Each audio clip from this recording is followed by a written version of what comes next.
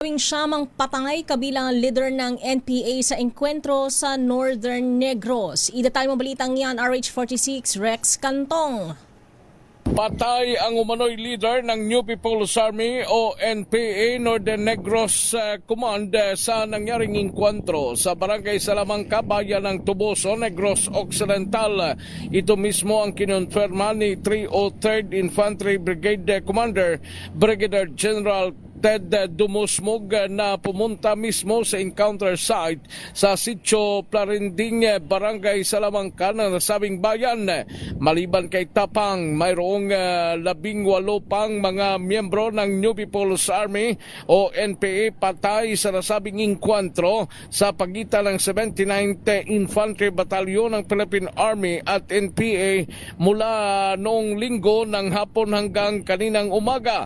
Dagdag pa ni Dumusmog, si Tapang ang mayroong patong sa ulo na 1 million pesos. Sa ngayon, patuloy ang clearing operation sa lugar at patuloy ang nasa evacuation center pa ang ibang mga residente ng nasabing lugar na umabot sa 600 na mga evacuees. Ito si RH46 Rex Cantong para sa DZRH, una sa Pilipinas, una sa Pilipino.